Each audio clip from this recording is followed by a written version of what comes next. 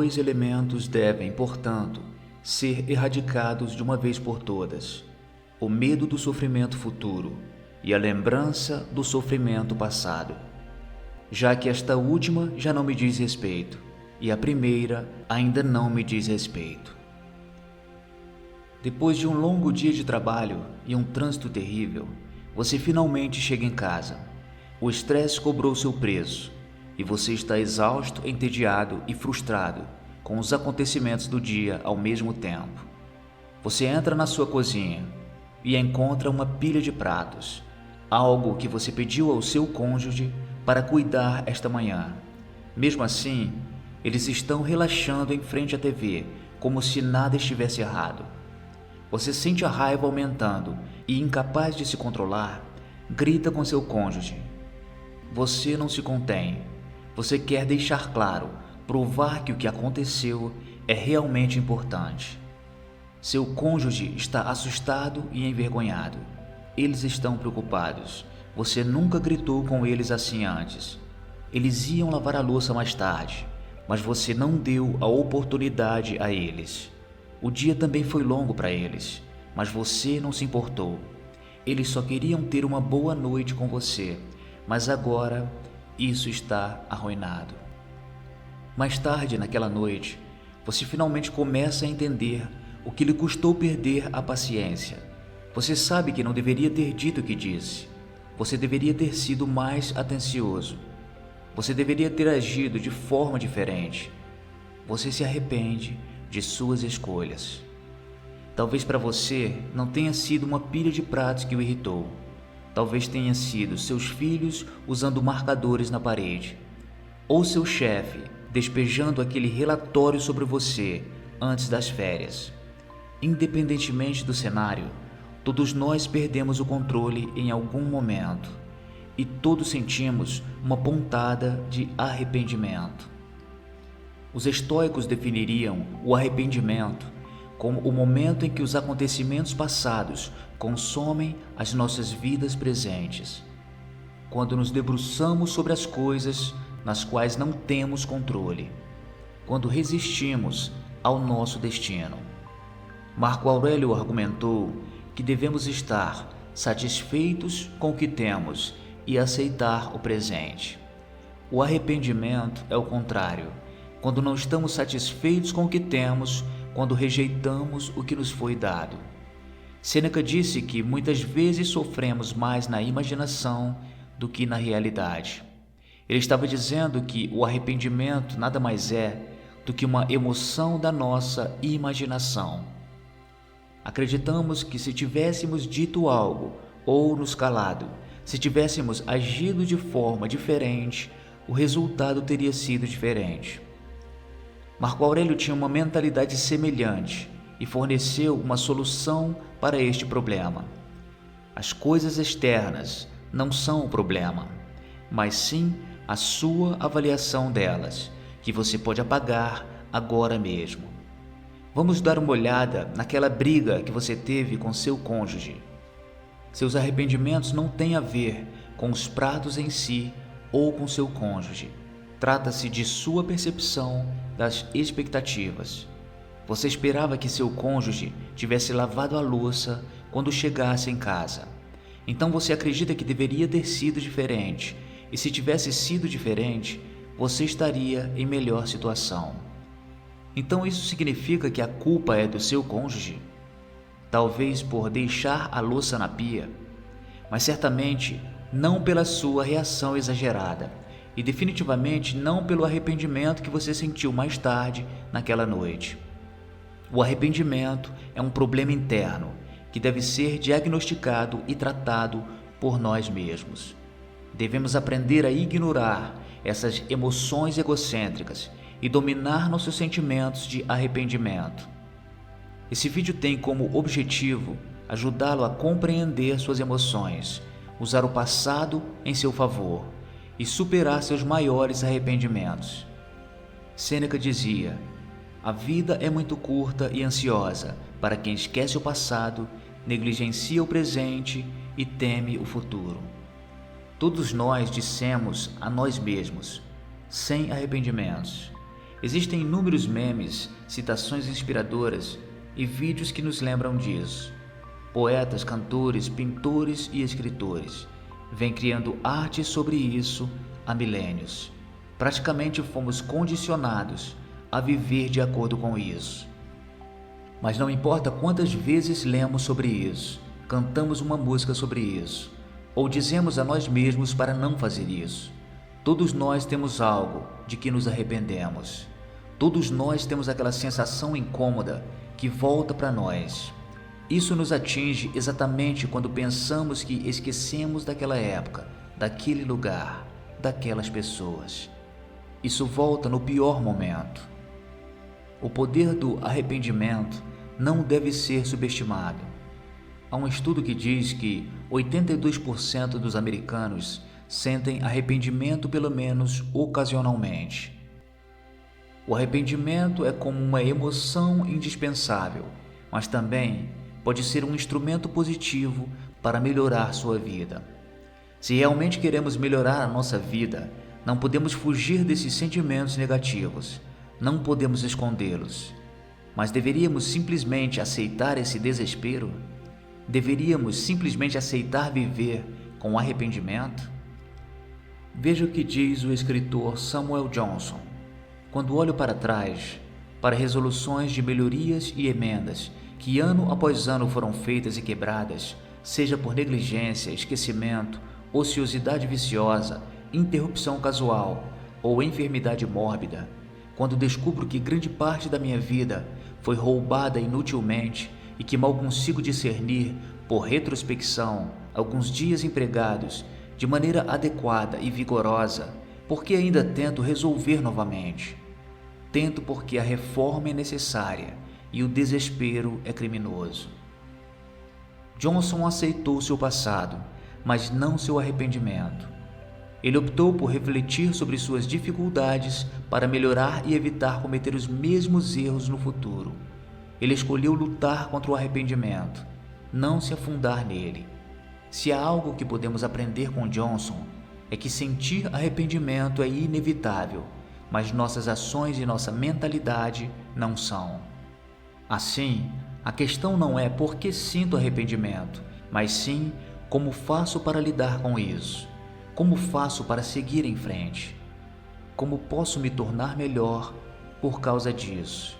Para responder a estas questões, os estoicos praticaram as seguintes estratégias para os ajudar a desenvolver a sua resistência mental e resiliência, começando por examinar o que controlavam. Concentre-se no que você controla. Todo evento tem duas alças, uma pela qual pode ser transportado e outra pela qual não pode. Se seu irmão lhe faz mal, não o agarre pela injustiça dele, pois esta é a alça incapaz de levantá-lo. Em vez disso, use a outra, que ele é seu irmão, que vocês foram criados juntos, e então você terá o controle da alça que carrega. Epicteto. Uma das práticas mais importantes da filosofia estoica, introduzida por Epicteto, é determinar o que controlamos e o que não controlamos, sobre o que temos poder e o que não temos, o que podemos mudar e o que não podemos. Existem duas maneiras pelas quais podemos olhar para o passado, duas alças que podemos agarrar, para usar a citação de Epicteto. A primeira alça nos obriga a perceber o passado como uma experiência inevitável, destinada a nos prejudicar e a nos machucar desde o início. O controle oposto, porém, nos permite extrair as partes boas e usar nossas experiências em benefício próprio. Ao olharmos para as decisões passadas, devemos agarrá-las pelo último cabo. Devemos entender que o que aconteceu, aconteceu. Devemos ver que não podemos mudar o passado, não importa o quanto isso nos machuque ou a alguém. Então, de que adianta o arrependimento? Absolutamente nada. Como sociedade, ficamos desiludidos com a ideia do que controlamos. Todos nós acreditamos que temos algum controle sobre o resultado de tudo o que encontramos. Todos acreditamos que, se continuarmos pensando no que aconteceu, de alguma forma seremos capazes de mudar o que aconteceu. No entanto, temos de aceitar o fato de que algumas coisas simplesmente não podem ser mudadas. Devemos entender que algumas coisas estão sob nosso controle e outras não. Digamos, se você se arrepende de ter cortado o cabelo, você está no controle. Você pode estilizá-lo, cobri-lo ou apenas esperar que cresça novamente. Você comanda a sua situação. Mas se você se arrepende de ter xingado seu chefe antes de largar o emprego, você não está no controle. Você não pode voltar atrás em suas palavras. Como Marco Aurélio escreveu para si mesmo e, por extensão, para nós, lembre-se de que o passado e o futuro não têm poder sobre você, apenas o presente, e mesmo isso pode ser minimizado.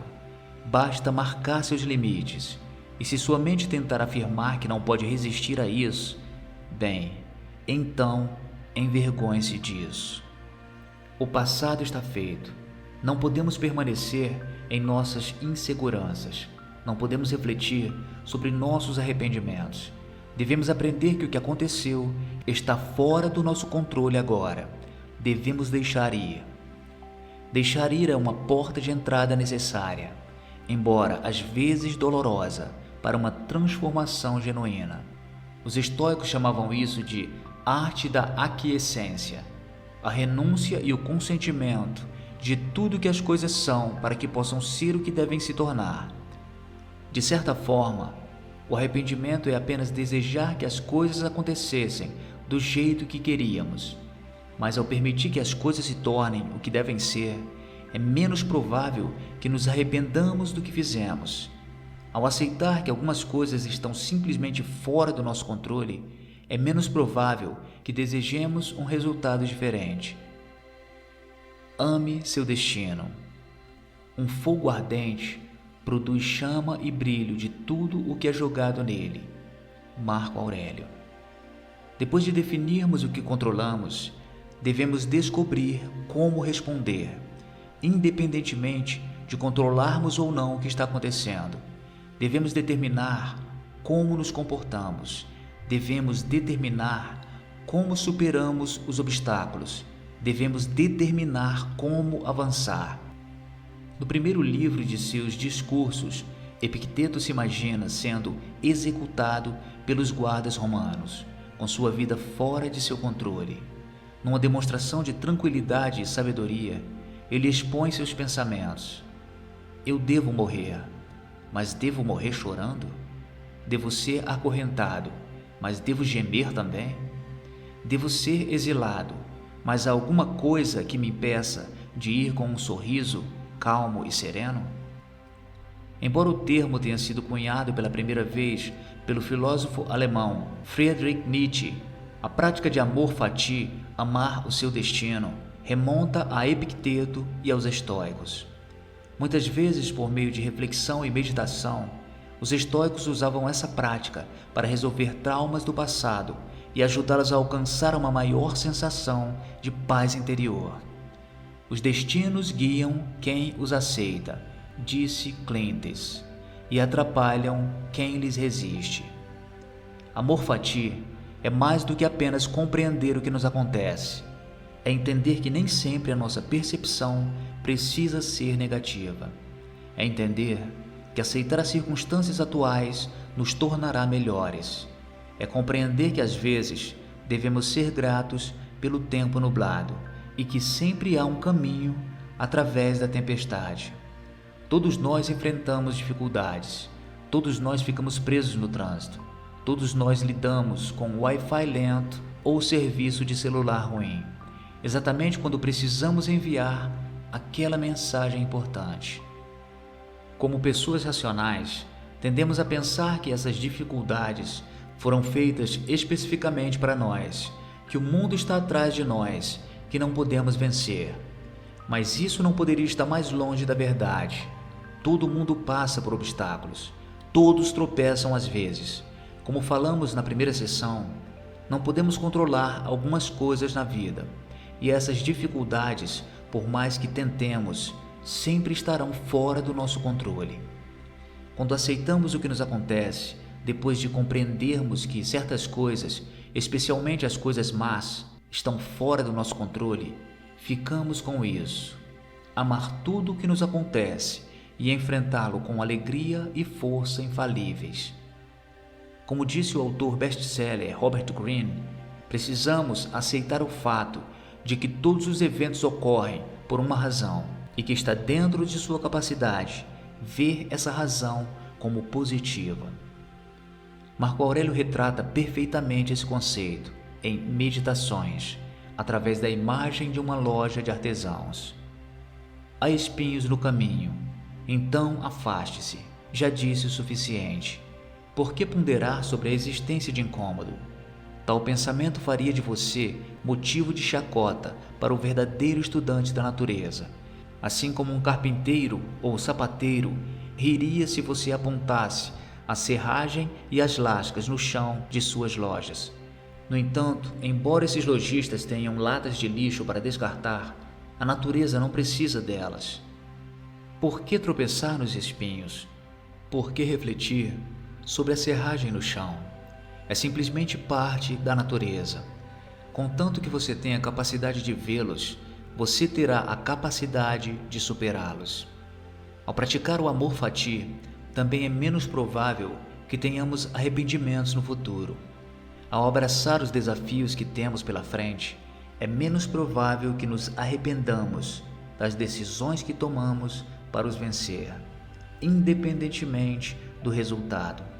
Somos capazes de enfrentar o futuro com confiança, convicção, coragem e muito mais. Amor fati é mais do que apenas uma mentalidade, é um modo de vida. Incorporar amor fati em sua vida exigirá tempo, esforço e sacrifícios que provavelmente não serão confortáveis. Mas devemos fazê-los. Devemos superar essa angústia existencial. Devemos avançar, longe do nosso arrependimento e em direção ao nosso futuro. Olhe para frente. Devemos projetar nossos pensamentos à nossa frente, a cada passo, e ter em mente todas as eventualidades possíveis, em vez de apenas o curso de ação usual. Sêneca. Ensaios mentalmente. Exílio, tortura, guerra, naufrágio, disse Sêneca. Todos os termos da nossa sorte humana deveriam estar diante dos nossos olhos. Esta prática, chamada Premeditatio Malorum, é uma das práticas mais antigas e comuns da filosofia estoica. Literalmente significa a premeditação dos males ou visualização negativa. Os estoicos usaram essa prática para ajudá-los a se preparar para as dificuldades inevitáveis da vida e a permanecerem calmos e confiantes em tempos turbulentos. O mundo não é justo. Todos nós sabemos disso. Nem sempre conseguimos o que é nosso, mesmo que o tenhamos merecido. Nem sempre ganhamos, mesmo jogando duro. Mas não podemos ficar surpresos quando não vencemos. Se for uma surpresa constante, toda vez que algo inesperado ocorrer, você não apenas ficará infeliz sempre que tentar algo grande, mas também terá muito mais dificuldade em aceitá-lo e passar para as próximas tentativas 2, 3 e 4. Você terá muito mais dificuldade em viver no presente em vez de permanecer no passado. Você terá muito mais dificuldade em confiar em seus instintos e em lutar contra o arrependimento. Epicteto usou isso para ajudá-lo a prever todos os perigos que acompanham uma decisão aparentemente fácil: tomar banho. Epicteto disse: se você for tomar banho, represente para si mesmo os incidentes habituais no banho. Algumas pessoas derramando, outras empurrando, outras repreendendo, outras roubando. Pois assim, se surgir algum impedimento no banho, você poderá dizer: não era apenas banhar-me que eu desejava, mas manter minha vontade em harmonia com a natureza. E não vou continuar assim se ficar sem humor com as coisas que acontecem. Praticar a Premeditatio Malorum permite-nos estar mais preparados para os inevitáveis contratempos da vida. Embora possa ser difícil admitir, nem tudo correrá do nosso jeito. Podemos não conseguir o emprego que desejamos. Podemos não ganhar esse jogo, mas estaremos prontos para qualquer obstáculo que cruzar nosso caminho. Saberemos que tomamos a decisão certa e não nos arrependeremos das nossas escolhas. Sêneca dizia: o homem que antecipou a chegada dos problemas tira-lhes o poder quando eles chegam. E Viktor Frankl dizia: quando não somos mais capazes de mudar uma situação, somos desafiados a mudar a nós mesmos. Só existe um caminho para a felicidade: parar de nos preocupar com coisas que estão além do poder da nossa vontade. E para finalizar, 2 elementos devem, portanto, ser erradicados de uma vez por todas: o medo do sofrimento futuro e a lembrança do sofrimento passado, já que esta última já não me diz respeito e a primeira ainda não me diz respeito. Sêneca. Se você gostou desse conteúdo, deixe um like nesse vídeo e se inscreva no canal para receber e acompanhar os próximos vídeos.